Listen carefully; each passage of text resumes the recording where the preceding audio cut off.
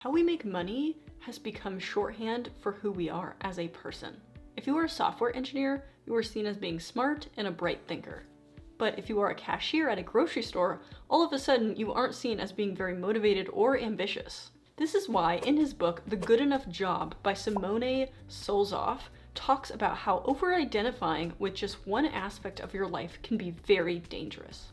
So in this video, we're going to talk about why you should reclaim your life from work, how to rebuild relationships outside of your 9-to-5, and finally reveal one simple boundary that you can put into your calendar in order to create more space. When you see your friend put all their self-worth into their parents' validation, or you see your roommate put all her self-worth into her career growth, you are witnessing what psychologists call enmeshment. Now, enmeshment is when someone's personal boundaries become blurred.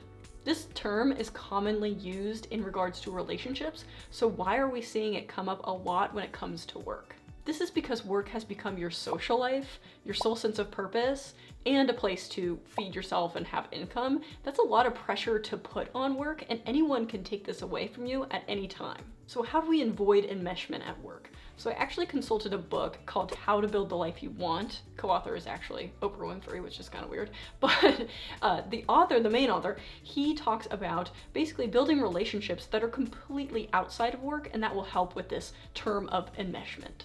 His rule of thumb is to have at least one close friend, not including your spouse, all the way up to 10 friends that you could realistically call close. Now, you aren't done yet because you actually need to classify your friends, and the quality you're looking for is actually uselessness. As weird as it sounds, you want your friends to be as useless as possible.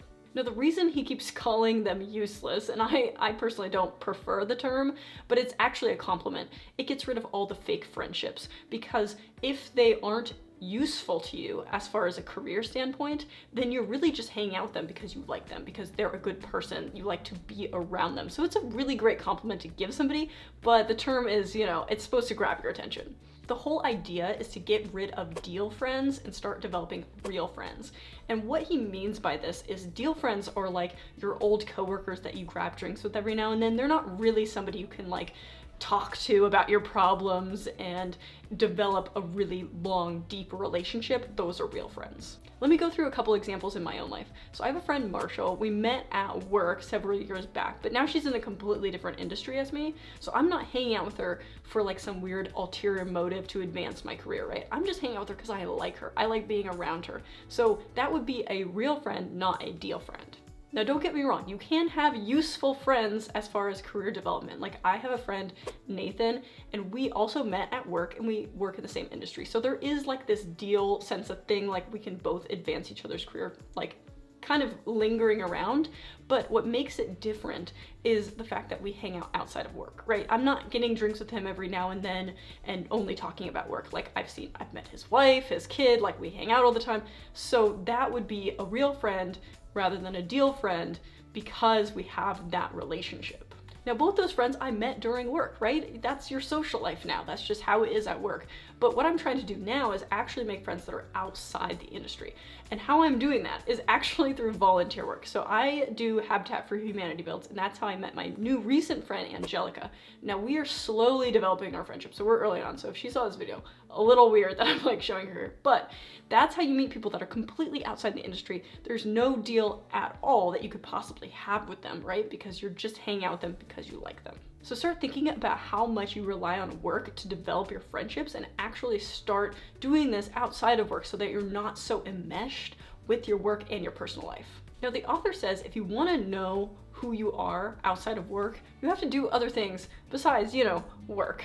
One simple trick that I've been using a lot is actually blocking out non-work related activities and time prior to blocking in my work.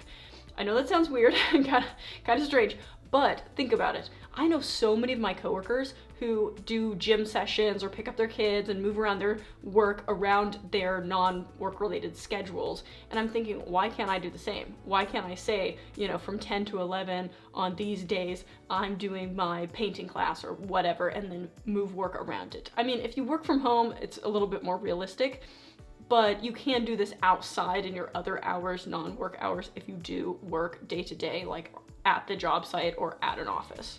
but this is becoming more and more common. So I can guarantee if you started talking to your coworkers and asking, hey, what stuff do you have blocked out throughout your week that isn't normal, right, for most workers, they're gonna say something. There's gonna be something. I've seen so many of those workout schedules specifically creeping into work hours.